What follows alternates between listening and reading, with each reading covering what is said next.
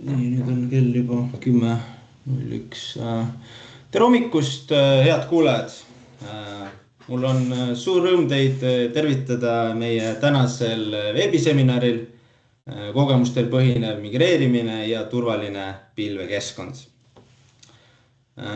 Mina olen Sander Kuusk, Cloud Solution Advisor või siis eesti keeles pilvekonsultant ning juhatan teid läbi selle sisuka ja praktilise hommikupooliku.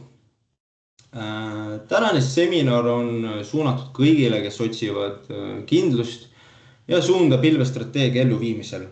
Olgu selleks migreerimine, turvalisuse parandamine või kulude optimeerimine. Enne kui sisu juurde lähme, lubage mul lühidalt tutvustada, kes me oleme.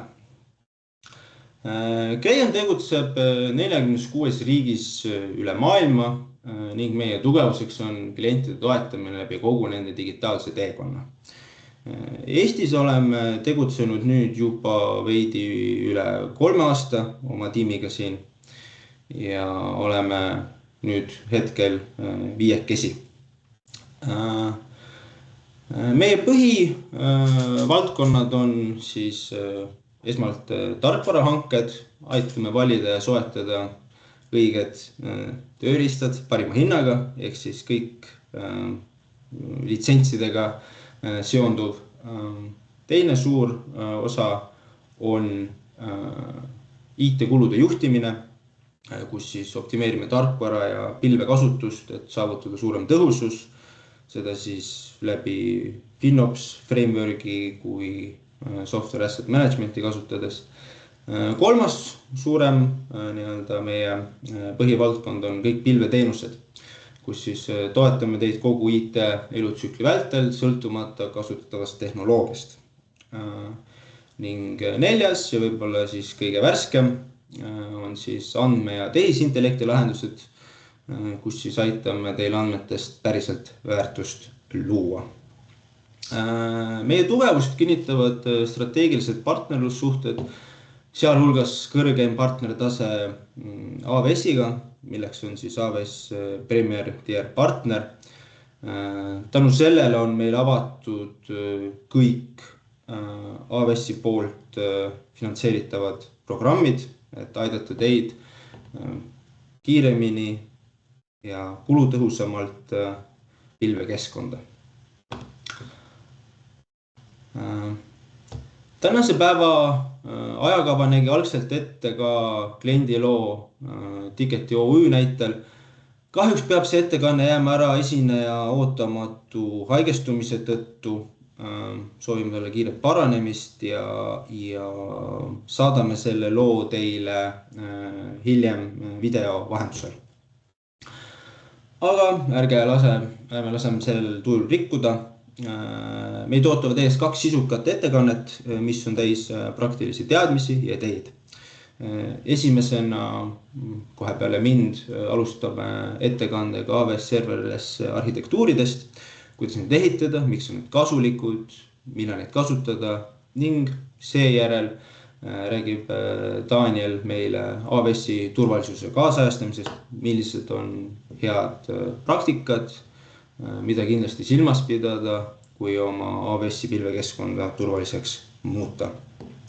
Olge valmis küsimusi esitama, Q&A chat on avatud, sinna saab julgelt kirjutada.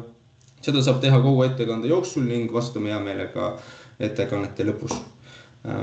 Ning nüüd, ma usun, et ilma pikema sissejuhatuseta anname sõna meie esimesele esinejale Mihhailile, kes on meie Läti kolleeg, kes viib läbi siis, mis viib meid süvitsi serverless maailma. Ta teeb selle läti keeles, inglise keeles, vabandust. So, Michail, without further ado, I'm gonna let you get on with the presentation with the lovely AWS serverless. So, whenever you're ready, go. Yeah, hello everyone. Thanks, Sander, for, as I understand, introducing me already a little bit. As Sander said, whenever you hear me start speaking English, it means like you must be ready. So when Sander talked about himself and mentioned that he's cloud solution advisor, I got triggered already. Like, oh, English? No, it's too early yet. Yeah. Okay. Let me just start my slides, and we will be ready to go. So Sander, please comment if you see my screen share. Yeah, all good, all good. Okay, great. So my name is Michaels, or you can just call me Mike. It's easier for everybody, especially for people who are speaking like exotic languages. I'm technical solution advisor / cloud solution advisor for Crayon Latvia. Have been certified for AWS, has just been accepted to AWS Community Builders program. I have a long history of working in IT with broad interests outside of IT. So as you can see from all the pictures, so that's what made me where I am today. Coming from on-premises world, studying a lot of cloud stuff in conferences, and being used to running things at high speeds. So that's why I love Formula One. So then I went to clouds and understood that, yeah, that's where the speed lies, and especially if we're talking about serverless. Today, we are, I have divided my presentation in three main areas to tell you when should you start thinking about serverless, what is exactly serverless and what are serverless services, and then give you insight in why should or should not you go to serverless. So first of all, when do you start thinking about serverless? So if you think about cloud migration, there are different phases. First, you have to know what you have. You have to make assessments, assess everything you have. Then you start planning the migration steps, when, who does what. Then you perform technical validation when you understand that, yeah, right, our technical solution on the cloud side will do exactly what we expect it to do, and it won't be worse than it is on-premise, for example. Then you execute your migration, you test everything, and then you start optimization, and then somewhere in the future this process ends. However, looking good in the slide, the process itself is a little bit more complicated, and for each application, it could, or should I say, it should be different. Like the migration path for each application shouldn't be just carbon copied from like other applications. You have to consider every and each application on itself, because for each application there could be different final goals which we want to achieve in long term, or there could be different goals which we want to achieve in short term. So that's why we choose one of the 7R migration strategies. 7 R's, because each strategy is represented by its definition, single word definition, which starts with letter R. I won't go through all of them. I just want to showcase two, which are relocate or rehost, which are basically lift and shift strategies. It means you don't change anything within your application. You just take it as it is and you put it into AWS. And then there is refactoring, which is the most complicated way to do the migration. It's when you actually rebuild your application to be the mostly optimized and use mostly services which are meant to do exactly what your business want from this application to do. You will get the best results from cost perspective, performance perspective, but it takes a lot of time and effort to do that. But that is like the ideal goal for each application. Whether it's achievable or not, it's different discussion. But like in theory, that's the like main goal. So how do you choose when to do what? Of course, there could be applications which you even maybe do not need to migrate to AWS. Maybe you can get rid of them, and that's like the greatest migration path. Then in the middle stays still our lift and shift strategy, which would be useful in cases when you are skill limited or time limited for performing like more advanced migrations and modernizations. For example, you have application that relies on some commercial solution which is licensed, and your license for that solution expires, let's say, in 3 months, and you do not want to like continue your subscription, let's say, for this license or acquire a newer license. You want to like, oh, no, we are planning the migration, so let's not pay anything for the licensing of this product. So you don't have time to potentially modernize this application, and you need to like lift and shift it to some kind of other managed service. Like, let's say you do not want to pay for Windows Server license, so you want to put it to some other managed platform, and you decide, okay, let's do it like lift and shift. Bad example with Windows servers, but I guess you catch like where I'm going. So you choose more simple migration, not optimized, but you do it fast. And then you start modernizing and optimizing when you have time and skills to do that. Or maybe you can start doing it already if you have time and you have skills to modernize. And then you choose the strategy of replatform and refactor. However, this migration process, it's an iteration. With each iteration, you assess what you have. You then again understand what you can do with the resources you have. You discuss with business owners or product owners what and how you can develop the application. And then again, you go through the strategies if it's like already migrated or you want to modernize it in some way. And somewhere in the middle of this process, you generate ideas, what can be done to achieve better performance or reduce costs or achieve better functionality, availability, reachability, stuff like that. So in this part of injecting the ideas lies when you want to start thinking about serverless. Now, what exactly is serverless? If you think like in a broader scale,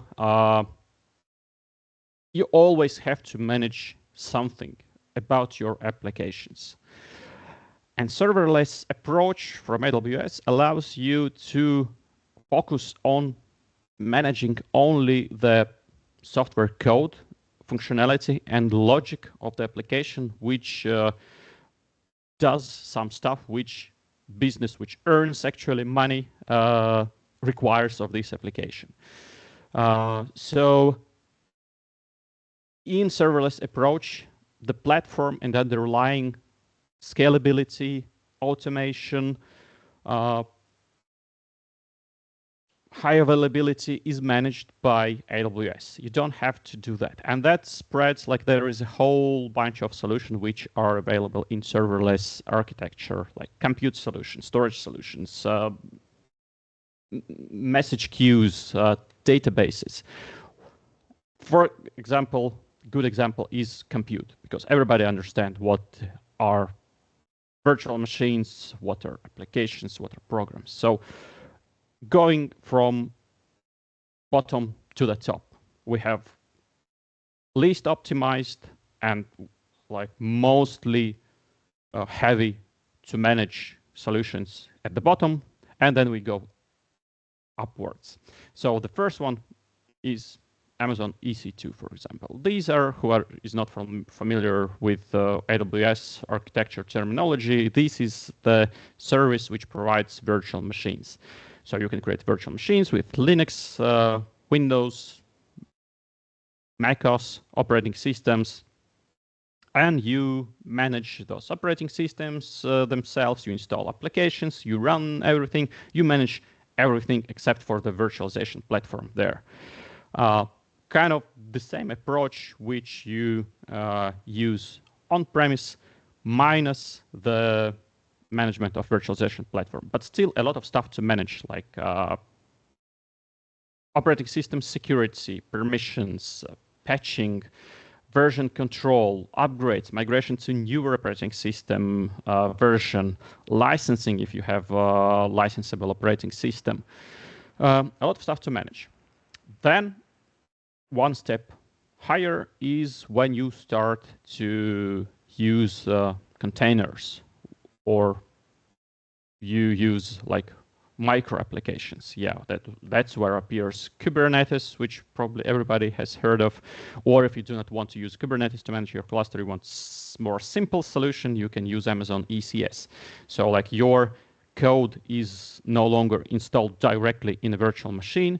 It is installed in containers which run in isolated containers, but in the single operating system image.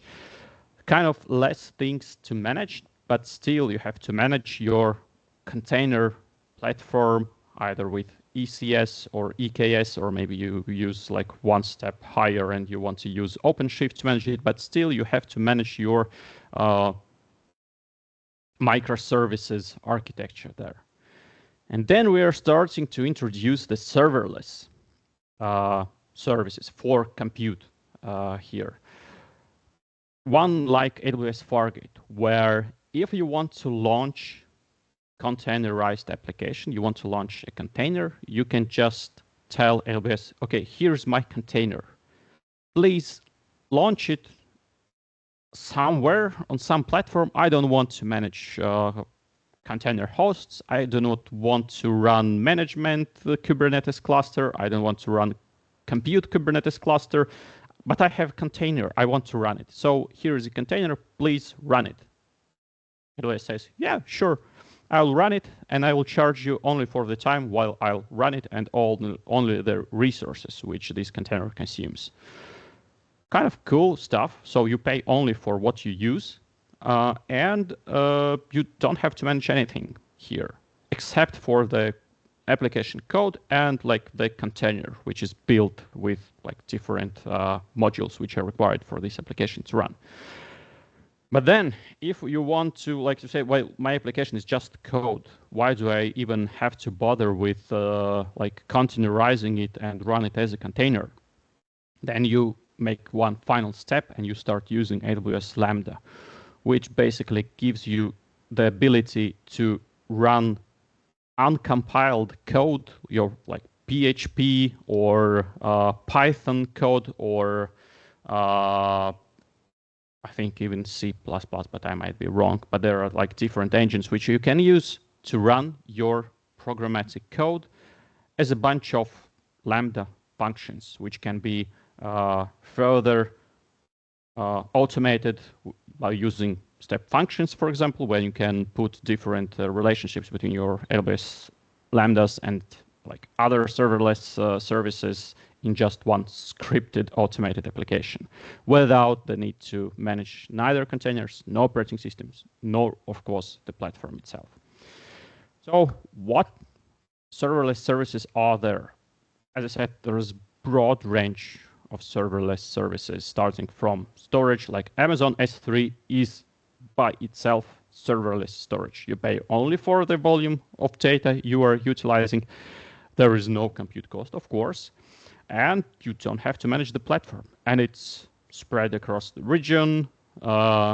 It's scalable. You don't have to think about the performance except for like choosing the correct tier. So that's the serverless service.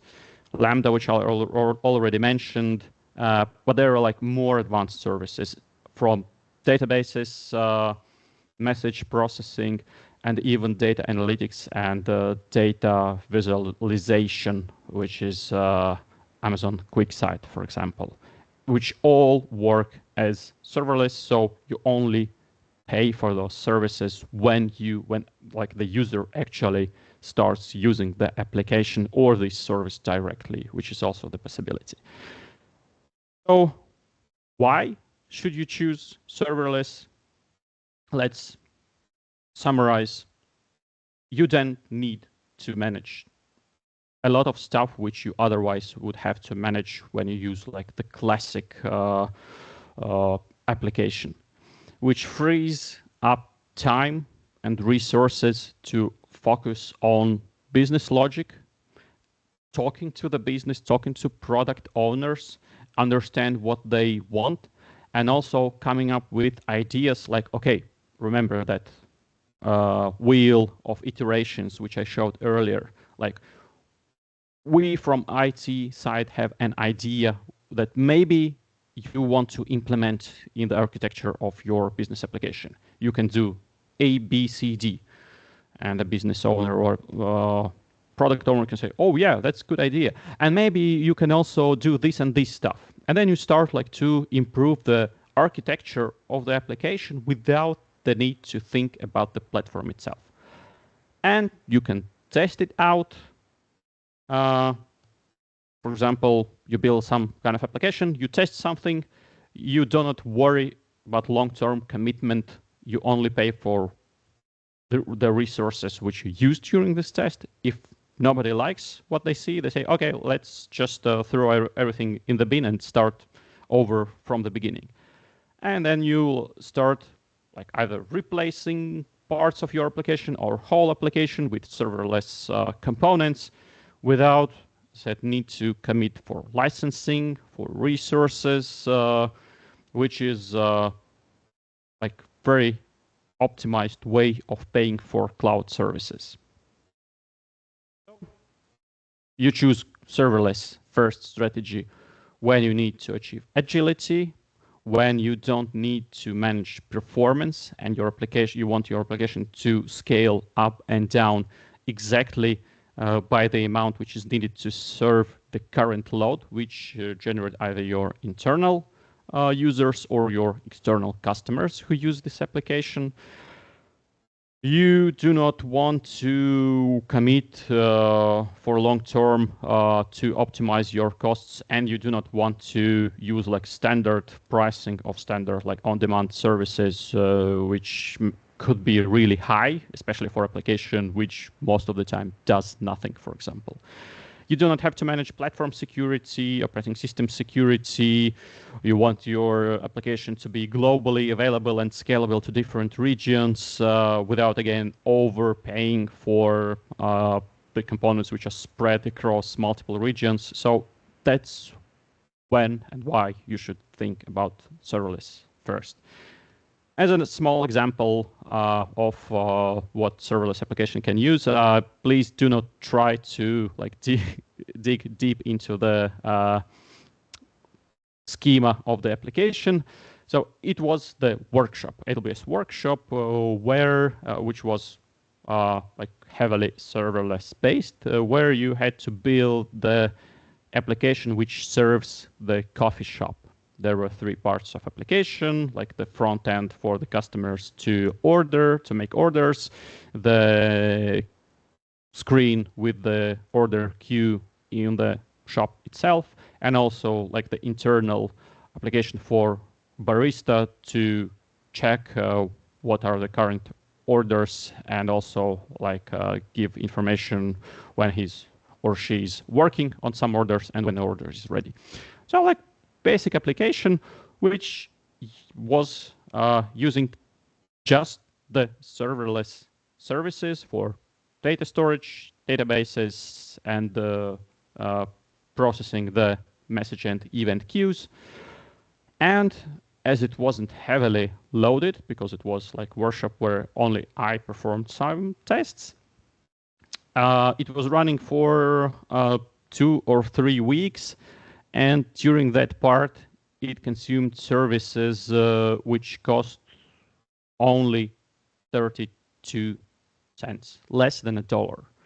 And if this application continues like be dormant there, like I do not use anything, this cost will remain the same, like well, with a small fraction of cost for data storages, which like, yeah, there is some data which consumes storage, but no compute resources are being consumed, so no cost at all is generated while no one is using this application. But if you think that this is the serverless approach is usable only for the small environments and small applications, then no. There are companies, like big references where big companies are using serverless approach to process terabytes of data and like millions and billions of events per day and do it 100% on serverless services. So that's all for me. If there are any questions, I can try to switch to our teams to see if I see anything in Q&A. I see. Yeah, Michael, so we do have a question. The question is, what concerns or blockers or drawbacks do you foresee in moving toward the serverless model? I'd say concerns, like the main concerns which I see are the old applications which are built on old technology, which cannot be easily split like into those microservices, so it cannot be easily transferred to the serverless bricks, let's say, of the application. So you would have to rewrite almost everything for your application. And it then transfers in another problem or blocker the skill set. If you do not have the team who understands the serverless services and how to build serverless applications like right now, then unless you train your developers and operations team who knows how to operate with serverless services, you probably do not want to start messing around with serverless because, as I said, on the good part of it is you only pay for what you use. The bad part of it is you pay exactly for what you use. So if someone runs a service with not optimized algorithm underneath, which like uses a ton of resources all the time, just like not serving something, but because there is an error in application logic, you can generate a huge bill on LBS side. So these are two concerns which I see for serverless. Lovely. Thanks, Michaels, for your presentation and quick Q&A there. Yeah, last slide, you can take screenshots, or Sander, I assume that those presentations will be shared with attendees later. So my contact info and also Crayon info email for Estonian office, or if you prefer to talk in Latvian, just write to our Latvian office. So yeah, thanks. Wait, Michaels, we have another question. Hey, can you comment on AWS Elastic Beanstalk and how it compares to other models? Oh, I unfortunately cannot comment on that one. I am not a developer in any way, so no, unfortunately, no. Okay, so there it goes, unfortunately. Well, thank you, Michaels, again for giving us a lovely overview on the serverless. And now we will move on to Daniel. Daniel on, lähme siis tagasi eesti keele peale.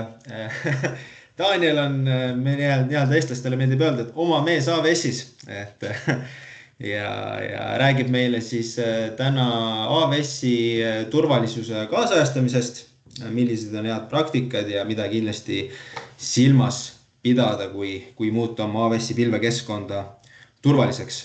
Ja egas midagi, Daniel, annan lava nii-öelda sinu, et võta üle. Tänan, Sander. On mind hästi kuulda, on pilti näha? Jaa, suurepärane. Selge. Siis tervist, minu nimi on Daniel. Olen AWS-i pilvearhitekt või siis solution architect. Ma olen AWS-is töötanud viimased ligikaudu 3 aastat ning ma vastutan tarkvarafirmade eest siis Põhja-Euroopas ja Kesk- ja Ida-Euroopas. Ja minu roll on tehniline, mis tähendab, et ma lahendan kliendi küsimusi, kui vaja, siis ma programmeerin, aga põhiliselt ma annan siis ülevaate AWS-i perspektiividest, mis on head arhitektuurid, mida kasutada siis teie aplikatsioonide ehitamisel AWS-i tehnoloogia alusel. Ma olen General Solution Architect, nii et ma peaksin haldama kõiki AWS-i tehnoloogiaid kuni levelini 300 ja ma olen siis spetsialist level 400 ka siis masinõppe ja GenAI tehnoloogiatel ja ma keskendun siis knowledge base'idele ja RAG tehnoloogiatele. Tänases ettekandes ma siis annan, nagu Sander mainis, ülevaate AWS-i siis turvateenustest. Kuna eesti keel ei ole kaasajastatud kasutama nii-öelda pilve termineid, siis ma proovin mix and match'ida eesti ja inglise keeles ja kui ma vahepeal satun hätta, siis ärge pange mulle pahaks. Mul on kuskil 20 slaidi, osad on kiiremad, osad on lühemad ja ma vastan küsimustele pärast nende slaidide esitamist. Ja põhiliselt ma katan siis, nagu ma ütlesin, teen ülevaate kõikidest AWS-i turvateenustest kiirelt ja ma keskendun rohkem 4, ehk siis AWS Inspector, AWS Guard Duty, siis meil on API Gateway, millest ma räägin natukene lähemalt API-de turvamisest ja siis WAF või siis Web Application Firewall.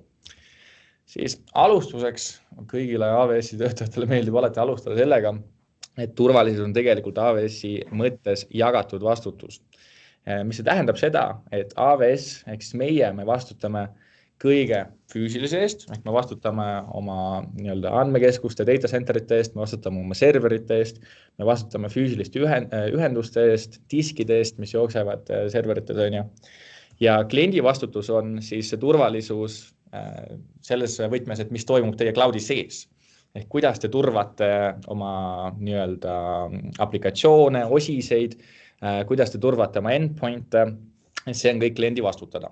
Ja mida see tähendab laiemas määras? See tähendab seda, et klient teoorias vastutabki kogu andmemahu eest ja kogu andme nii-öelda käitluse eest, mis jookseb läbi AWS-i. Ja siis AWS vastutab, kui on managed teenused näiteks, siis me vastutame oma operatsioonisüsteemide update imise eest, me vastutame selle eest, et programmeerimiskeeled ja dependency'd ja paketid oleksid kaasajastatud ja oleksid õigematel mudelitel. Me vastutame selle eest, et andmemahud oleksid teatud määral paika pandud. Me vastutame contractide eest, siis networking ja communications firmadega, et need andmemahud oleksid tagatud, server uuendamine ja kõik. Ja siis klient vastutab siis selle näiteks network traffic'u krüpteerimise eest, siis server side või client side, ka operatsioonisüsteemides, kui jooksutate midagi EC2 peal näiteks, ja siis kõik siis kliendi data, customer data. Kui te liigutate nii-öelda vastutuse rohkem AWS-i õlgadele, on siis, kui te võtate AWS-i poolt nii-öelda managed teenused, ehk siis unmanaged teenus võiks olla teenus nagu näiteks EC2, mis sisuliselt annab teile lihtsalt serveri ja te võite sinna virtuaalse serveri ja te võite sinna serveri peale ükskõik mida jooksutada. Te võite seal jooksutada oma andmebaase, te võite seal jooksutada oma reverse proxy'sid, te võite sinna teha omale custom gateway. Teil on computing power, et te saate seda kasutada nii, nagu te tahate. Aga see tähendab, et te vastutate selle eest. Aga kui te võtate näiteks managed teenuse, näiteks nagu RDS, kus te saate jooksutada oma andmebaase, MySQL, Postgres, siis AWS võtab rohkem selle vastutuse oma õlule. Ehk siis nüüd me vastutame juba selle execution environmenti eest, siis runtime language'i eest ja siis samamoodi server software. Ja siis kliendi vastutada jääb tegelikult ligipääs nendele osistele ja selle jaoks me kasutame näiteks identity access management'i või siis kliendi vastutada on ka resource configuration ja siis nii-öelda custom code või siis libraries, mida kasutate nende jooksutamiseks. Siin on kõige nii-öelda stoilisem ülevaade AWS-i turvateenusest ja need jaotuvad sisuliselt 6 kategooriasse, ehk siis Identity and Access Management, mida just mainisin, see on ka teenus, IAM, millega saate programmaatiliselt paika panna, kellel on ligipääs teie AWS-i keskkonnas olevatele ressurssidele või ka väljaspool AWS-i keskkonda siis sisse tulevatele päringutele ja seda saab programmaatiliselt paika panna. Siis on ka selline asi nagu Identity Center, mis põhimõtteliselt loob teile üleüldise ligipääsu siis OpenID, OID mudeli alusel ja mida saate kasutada ja siduda koos siis näiteks teiste teenusepakkujatega nagu näiteks Google või Facebook, et lasta siis sisse logida oma ressursside AWS-i keskkonnas. Citative controls on põhimõtteliselt midagi, mida me kasutame, mis jooksutab oma nii-öelda kapoti all masinõppe mudeleid või siis masinõppe koodi, mis proovib leida mingeid ebanormaalsusi või siis anomaaliaid selles võtmes, et mis toimub teie AWS-i keskkonnas. Et näiteks päringud, mis sisse tulevad, CloudTrail, mis tegeleb API call'idega, või siis GuardDuty, mis vaatab masinaõppe mudelite alusel, mis teie keskkonnas toimub, näiteks kui tuleb imelikelt IP-aadressidelt tulevad päringud teie AWS-i ressurssidele, siis ta annab teile sellest teada. Või kui kellelgi ei ole päris õigeid kredentsiaale ja proovib ligi pääseda teie AWS-i keskkonnale, siis saate ka sellest nii-öelda teada. Siis infrastructure protection, siin me räägime tulemüüridest ja nii-öelda layer 7 kaitsest. Siin on näiteks AWS Shield, mis tegeleb DDoS-i kaitsega, siis WAF, Web Application Firewall, mis töötab teie nii-öelda esimese turvakilbina või siis kaitsekilbina teie AWS-i keskkonna ees.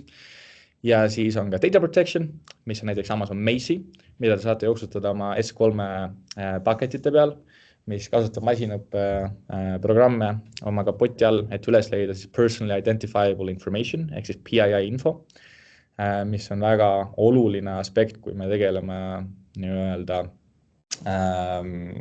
sektoritega, mis on väga kõrgel siis vaatlusel, näiteks pangandussektor, et siis selle Macy'ga saate üles leida PII informatsiooni ja siis nii-öelda ära krüpteerida. Siis meil on ka Key Management Service, mis laseb teil oma võtmeid nii-öelda hoiustada ja roteerida, millega siis saate nii-öelda lisada lisakaitse valli, et oma nii-öelda osistele ligipääs pakkuda. Incident response on siis tegelikult midagi, mida me kasutame, et kokku ühendada erinevad andmevood. Näiteks Security Hubi me saame kokku panna, me saame kasutada teda CNC-na või siis Command and Control. Ja sinna me saame kõik näiteks GuardDuty, CloudTraili ja CloudWatchi nii-öelda päringud sisse tuua ja me saame teda kasutada nii-öelda ühtse platvormina, et sealt omada ülevaadet oma nii-öelda AWS-i kontos toimuvaga ja see on üleüldine ülevaade, ehk siis kõik, mis toimub meie AWS-i konto sees, kellel on ligipääs meie kontole, mis developerid peaksid saama ligipääsu, mis ressurssidele ning ka välised päringud. Et kui me jooksutame näiteks oma aplikatsioone, kas siis näiteks ECS-i, EKS-i või EC2 peal, et kui meil tulevad kahtlased päringud kahtlastelt IP-aadressidelt, siis me saame seda ka teada. Ja siis compliance, siis siit me saame AWS Artifactist, me saame kasutada ja alla laadida tasuta siis SOC raporte, siis SOC 1 ja SOC 1 peaks olema. Ja sealt saame ka kõiki raporteid, mida meil vaja AWS-i siis infrastruktuuri nii-öelda tugevuse kohta, mis on avalikult ligipääsetavad. Ja Audit Manager lihtsalt soodustab seda, nii-öelda teeb seda protsessi natuke lihtsamaks ja hoiab kõiki dokumente ühes kohas. Siis siin on ülevaade nii-öelda sellest esimesest kategooriast, Identity and Access Management.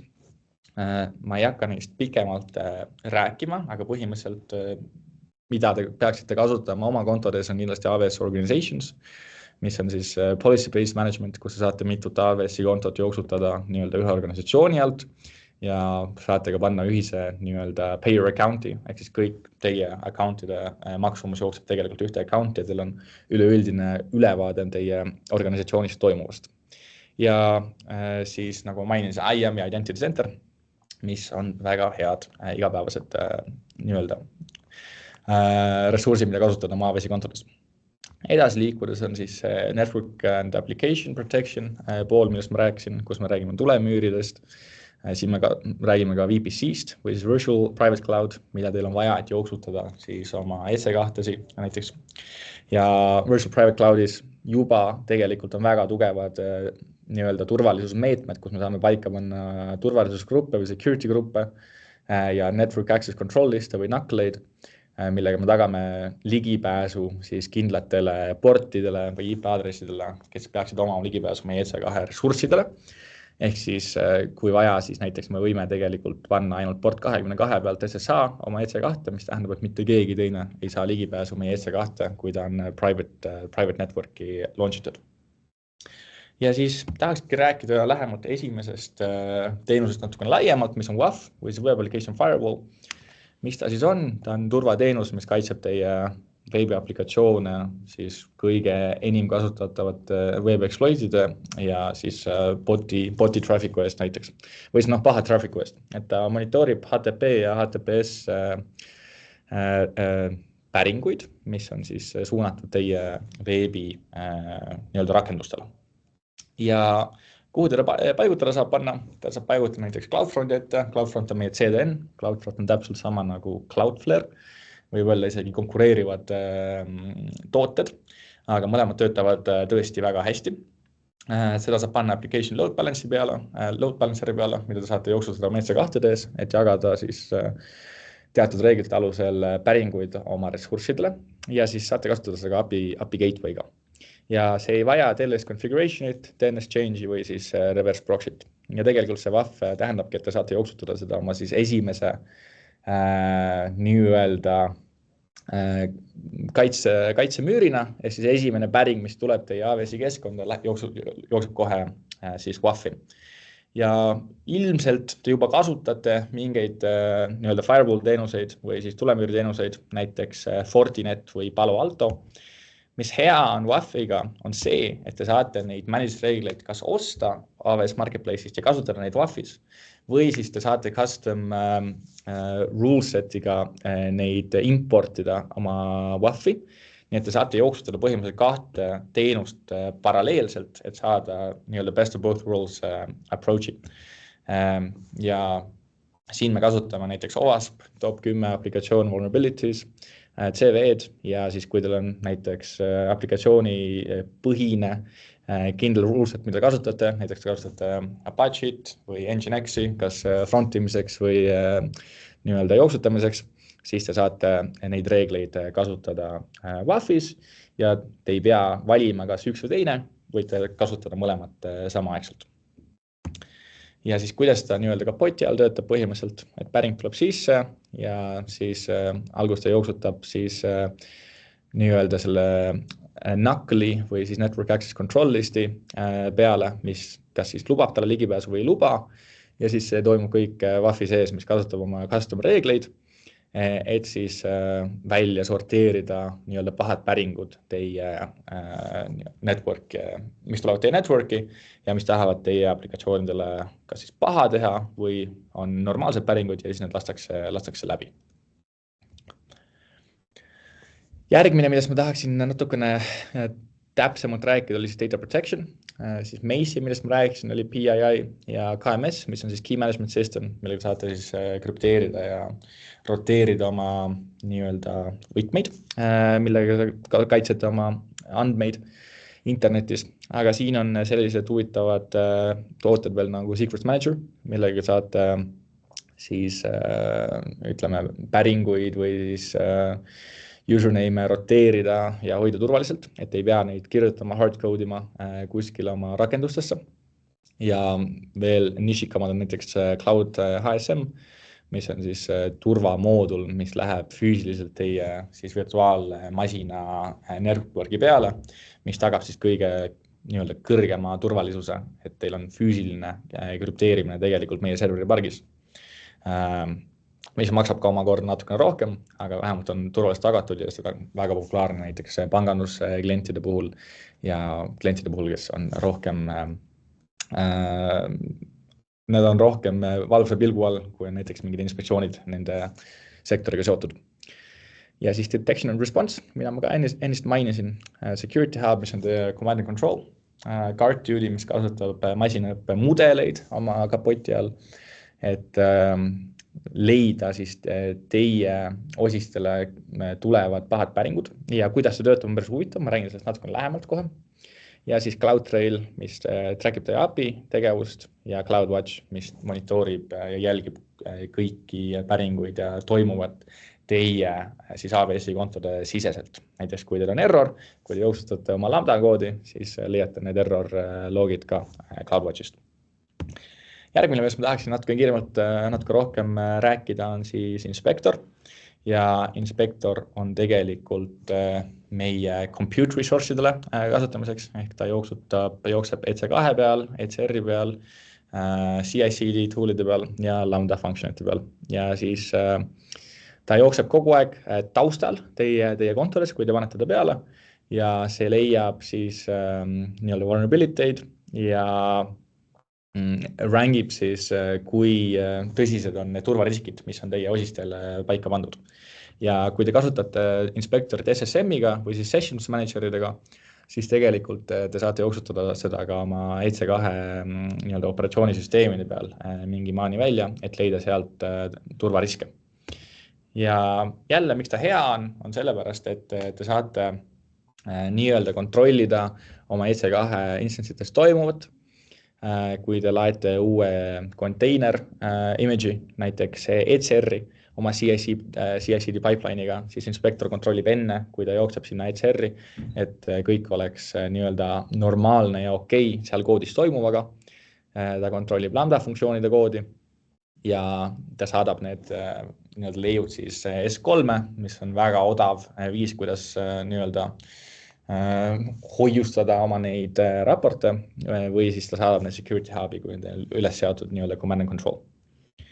Järgmine võib-olla kõige põnevam turvateenus on meil GuardDuty ja see on siis nii-öelda intelligentne ohutuvastus teenus. Ja see järjepidevalt jälgib teie AWS-i kontosid, teie workload'e, teie runtime activity'd ja kogu teie nii-öelda andmestikku, et seal ei oleks nii-öelda pahasi tegureid juures. Ja kuidas see töötab, on tegelikult päris huvitav. AWS on maailma suurim pilvepakkuja.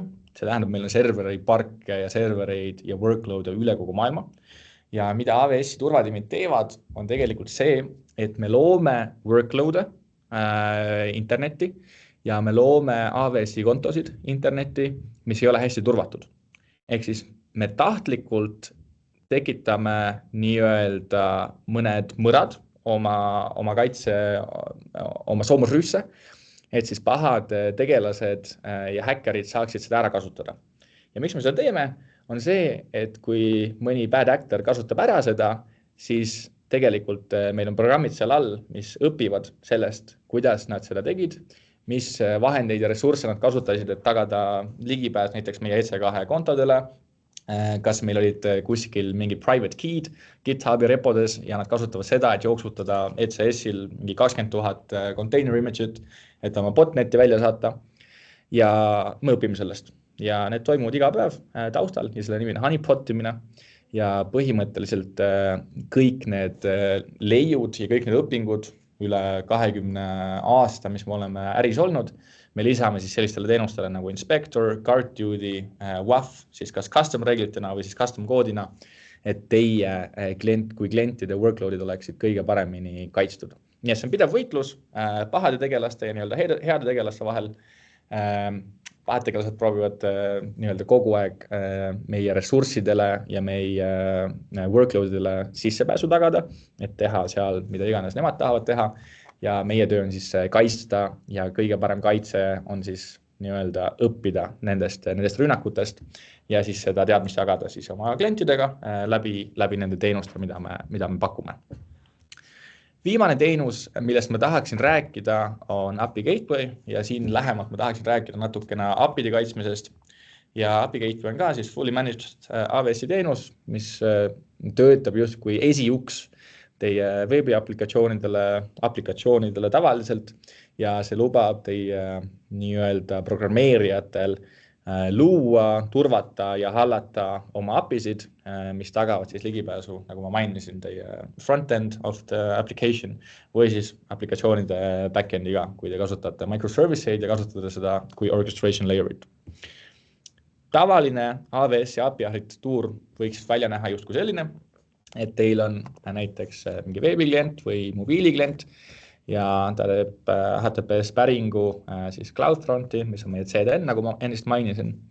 Ja CloudFront on siis ühendatud kas siis näiteks WAF-iga ja siis ta saadab selle päringu API Gateway'sse.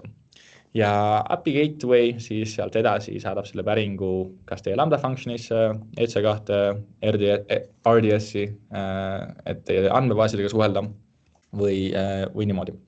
Ehk siis põhimõtteliselt ta on justkui töötab esiuks teie back-end service'itele ja tegelikult API Gateway haldab kogu authentication, throttling, monitoring ja ruutimisprotsesse API request'ide juures nii-öelda korrektsesse back-end teenustesse, mis teil on programmaatiliselt paika pandud. Ja see on suurepärane, kui Mihhailsi teemale juurde panna siis kasutamiseks serverless aplikatsioonide puhul, et kõik teie get, post, put request'id tegelikult saate teha kas otse AWS-i teenustele või siis kasutada Lambdat vahelayer'ina, et lisada mingi custom code, kui teil on selleks vajadus. Eks API Gateway on managed teenus, mis lubab teil ehitada siis serverless arhitektuure või siis microservice arhitektuure ja see turvalisus on tagatud nii-öelda erinevatel viisidel, aga järgmisel slaidil ma proovin anda väikse ülevaate sellest, mida te võiksite arvestada, kui te kasutate API Gateway'd ja mis lahendused on teil saadaval. Ehk siis siin me räägime sellisest asjast nagu authorization ja authentication ja selle jaoks on API Gateway'l päris palju nii-öelda out of the box vahendid. Kui on näiteks meil REST API-d, siis me saame kasutada resource policy'd. Need lubavad teil siis luua ressursipõhiseid policy'd JSON dokumentidena, mis siis kas lubavad või keelavad ligipääsu teie API-dele ja teie meetoditele, siis kas paika pandud IP-aadressidelt või paika pandud näiteks VPC endpointidelt. Mutual TLS või Transport Layer Security on siis kahepoolne authentication siis kliendi ja serveri vahel ja siis Mutual TLS-iga klient peab esitama X509 sertifikaadi, et kindlaks teha oma identiteet, et tagada ligipääs teie API-le. Ja see on väga nii-öelda populaarne mudel, kui me kasutame selliseid asju nagu IoT, Internet of Things, või siis AWS-i pakkumisel on IoT Core või IoT Greengrass, mis lubab siis ühendada teie IoT osiseid siis teie pilvega. WAF, täpselt sama võib-olla on firewall, millega me saame kaitsta oma API Gateway'd ja siis oma REST API-sid ja see kaitseb common või siis enim juhtuvate internetirünnakute eest, nagu näiteks SQL injection'id ja cross-site scripting rünnakud või siis XSS rünnakud. Ja siin me saame kasutada siis kas managed reegleid WAF-i poolt või me saame importida, nagu ma ennist mainisin, oma custom reegleid, et kui teil on juba oma organisatsioonides mingi custom ruleset'id paika pandud, siis te saate neid sama asja kasutada WAF-is. Ja siis authentication, lisaks ka authorization nii-öelda teemade jätkates on sellised asjad REST API-dele nagu Cognito User Pools, mis siis laseb teil luua REST API-dele kliendi kogumeid, kes on siis kinnitatud nii-öelda kasutajad või kliendid ja seda saab ühildada siis sama hästi või siin saab kasutada ka näiteks nii-öelda Facebooki või Google'i pakutavaid autentiteerimislahendusi, aga siis sidudas neid Cognitoga. Siis Java Web Token või siis JWT, mis siis kasutab OpenAI Connecti või OIDC ja OAuth 2.0 framework'e, et siis tagada ligipääs teie API-dele. See on väga populaarne mudel, mida paljud meie kliendid kasutavad ja töötab väga, väga hästi siis API Gateway ja näiteks Lambda kombinatsiooniga. Ja siin me kasutame HTTP API-sid. IAM roles ehk siis Identity and Access Management, mida me nägime eelmistel slaididel, siis siin on IAM roles ja IAM users ja IAM groups näiteks, mis tagab siis üks AWS-i põhise kontrollimismeetodi, mida saab panna ühildada siis API-dele või siis teatud meetoditele, näiteks lambda meetodid. Ehk näiteks, kui meil on AWS-i keskkond, siis me kasutame IAM-role'e, et anda lambdale ligipääs, et näiteks rääkida meie EC2-dega või et rääkida meie RDS andmebaasidega. Ja siis viimane on lambda authorizer, mis on siis võib-olla kõige custom variant siin ja see kasutab siis lambda funktsioone ja need kontrollivad ligipääsu siis REST API-dele, kasutades bearer token authentication'it. Ja siis lisaks saate ka siin paika panna informatsiooni, mis läheb teie siis headeritele, pathidele, query stringidele või siis hoopis stage variable'idele, kui te kasutate neid mudeleid või neid lähenemisvõtmeid. Ja viimase punktina ma tahaksin rääkida natukene ka API Gateway throttling and usage planidest. Ehk siis, kui teil on internetiteenus, veebiteenus ja te ei taha, et teie üks klient kasutaks ära kogu teie nii-öelda pilvemahu, siis te saate tegelikult API Gateway'ga paika panna ka throttling ja usage planid, mis annab siis error 429, kui tuleb liiga palju requeste teie nii-öelda API-dele sisse. Et see on lisaturvamäär jälle, millega saate nii-öelda piirata ligipääsu siis oma osistele või oma aplikatsioonidele ja sisuliselt me näeme siin 4 erinevat levelit throttlingut ehk siis kas need on usage plaani alusel, kui on veebi- või mobiilikliendid näiteks ja siis REST API-dele saab siis panna kas per client ja method või little per client piirded, et siis piirata ligipääsu või siis meil on laiemalt rääkides ka per method, kui me räägime juba HTTP API-dest ka ehk siis mitte nii-öelda funktsioonipõhiselt piirata ligipääsu või siis ka per account, per AWS account, et me pöörame AWS-i account'i põhiselt seda ligipääsu, kui meil on väga palju AWS-i account'e oma organisatsioonis näiteks. Ja viimane on siis näiteks ka regioonipõhine throttlimine ja regioonipõhine piiramine. Aga see ongi minu poolt kõik. Ma loodan, et te saite mingisuguse ülevaate AWS-i turvateenustest ja API-de kaitsest. Ja kui teil on küsimusi, siis ma hea meelega vastan. Ning jah, aitäh!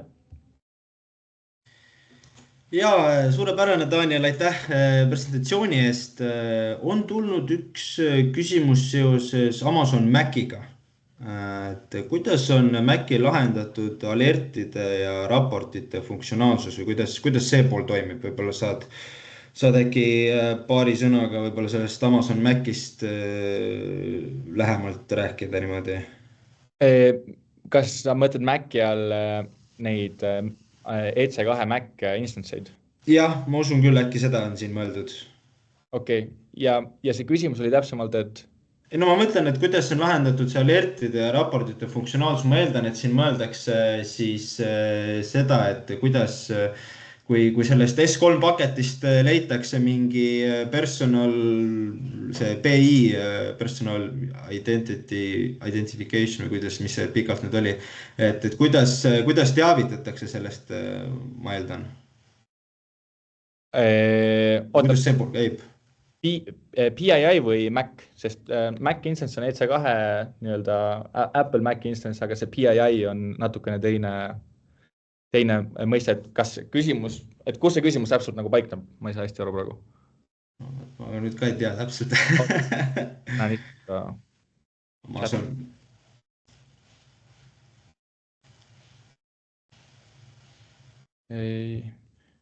Ehk siis, okei, ma võin rääkida siis et kui leitakse personally identifiable information, kui sa kasutada Mace'it, siis need findid... Mace'i, jah. Mace'i, sorry, mina hääldasin valesti, minu viga. Okei, davai. Et ta kasutab ka masinõppe mudeleid ja siis ta jooksutab nii-öelda teie kas S3 paketide peal või S3 peal jookseb ta põhiliselt ja te seate siis paika panna CloudWatch loogidesse jooksevad tavaliselt need alertid Mace'ilt või te saate paika panna ka custom nii-öelda pipeline'id, kuhu neid alerte saada. Et kui te ehitate üles oma security hub'i, command and control, siis te saate neid väga lihtsalt sinna jooksutada ja neid on teoorias võimalik ka nii-öelda välja eksportida. Nii et jah, Mace on selles mõttes hea, et ta on, kui sul on siis selline highly kui sul on pangandussektor või näiteks laenusektor või mis iganes, siis sul on, või meditsiinisektor, siis sul on kohustus kaitsta kliendi andmeid. Ja siis Macie on lihtsalt üks tööriist, mis on AWS-i poolt välja töötatud, millega saad siis oma S3 paketitest leida seda PII informatsiooni ja siis need findingud jooksevad sulle CloudWatchi ja seal on võimalik, minu arust on seal võimalik ka siis paika panna see funktsioon, et sa nii-öelda krüpteerid ära selle PII findingu. No suurepärane. Võib-olla sa oskad sellest AWS Elastic Beanstalki küsimust kommenteerida võib-olla, millega Mihhail siin hätta jäi natuke. Jaa, et Elastic Beanstalk on teenus, millele me ausalt öeldes enam väga palju tähelepanu ei pööra. Et see on hea nagu mingi lihtsamad veebiaplikatsioonide või siis konteineri jooksutamiseks, ehk siis põhiliselt annab kogu vaja mineva siis setupi. Aga kui meie küsijal on nagu mingi täpsem küsimus selle Beanstalki kohta, siis ma võin proovida vastata, aga jah, põhimõtteliselt see lihtsustab sul lihtsalt deploymist oma nii-öelda, ta annab sulle tegelikult ju nii-öelda selle EC2 instance'i või siis selle konteineri, nii et ja sellega kõik kaasa mineva. Et jah, kui on mingi täpsem küsimus, siis ma võin proovida vastata, aga jah. Praegu vaatan, et vist ei ole siin rohkem täpsustatud niimoodi, et ja rohkem... Populaarsem on jooksutada EC2-de või EKS-ide, ECS-ide peal ja väga hea feature, mis näiteks GitHubil on välja tulnud just hiljuti, on GitHub Actions, millega saad oma repos ühendada siis kohe nagu oma AWS-i kontodega ja jooksutada neid sealt peal. Aga kui sul on näiteks nii-öelda tavaline veebiaplikatsioon või siis mingi API backend ja sul on vaja niisugust lihtsamat environmenti, kus siis jooksutada näiteks testimiseks ja kiireks deploymiseks, siis nagu Beanstalk on selle jaoks olemas. Aga ma arvan, et tänapäeval on nii palju muid paremaid lahendusi, mis annab sulle rohkem võimalusi customize ida näiteks oma nii-öelda connection backendi või siis turvameetmetega, et ta ei ole nagu enam nii palju tähelepanu saanud, kui ta vanasti sai. Selge, aga suurepärane, aitäh vastustest, seal paistab, et meil rohkem küsimusi ei ole ja ma arvan, et sellega võime lugeda meie webinariga lõppenuks. Suur tänu kõikidele kuulajatele, suur tänu ka kõigile osalejatele ja kohtume juba järgmisel korral. Aitäh kõigile, nägemist! Aitäh!